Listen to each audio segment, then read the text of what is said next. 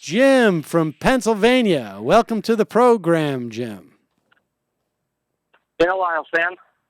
What's that? I said it's been a while. Yeah, it has.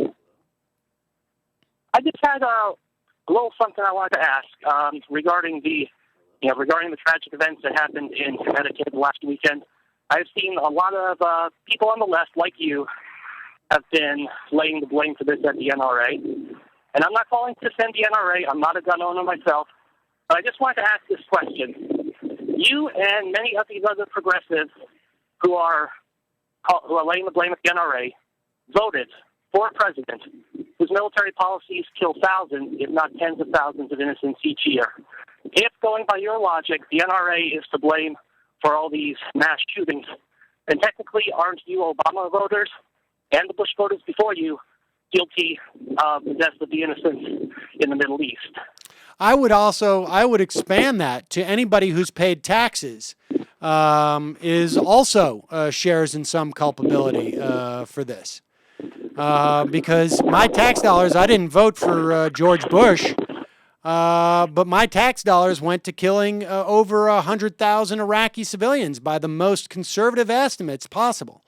So not only am I culpable because I voted for President Obama in some measure for his drone strikes, but I'm also culpable even though I voted against George Bush and then spent much of my time agitating against him and the wars because my tax dollars funded. We are all a share in some moral culpability.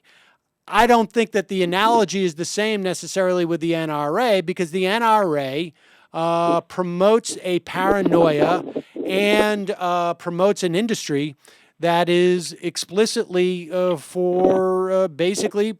explicitly ends up killing thousands of people a year. So I would say that their culpability, there's more of a direct impact.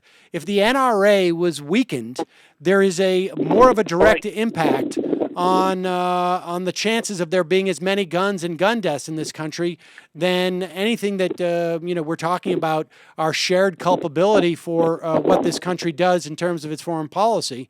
But that's so the distinction's not perfect, but. So I don't think that the NRA should be left off the hook just because our tax dollars have also killed thousands of innocents. Yeah, this is the thing I don't get. It's this selective moral outrage among you so-called progressives. I mean, yeah, you rail against these deaths, but when they're being caused by someone who politically you side with, you seem to give it a slide. Well, I don't know if you've listened to this program, Jim, besides the times that you've called in, but I've spoken out many times against the drone strikes. I have spoken out many times about But you still voted for Obama, even though you knew he was going to continue them. Well, I also believe, frankly, that Mitt Romney was going to continue them. So that was basically a wash. Huh?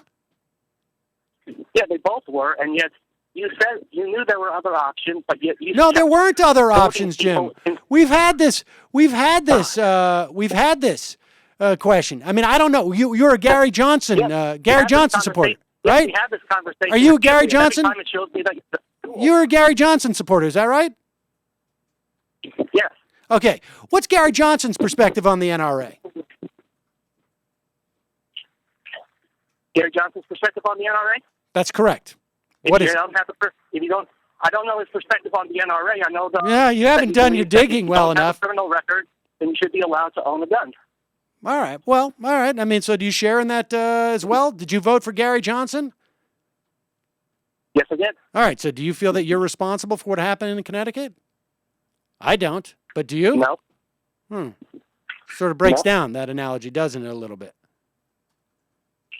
Again, I'm just saying, there seems to be this selective moral outrage among fake progressives like you. I see. Well, there also seems to be some selective moral outrage, too, about people who call into shows hosted by fake progressives like me.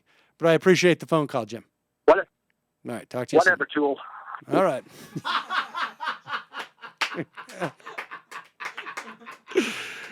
Well done.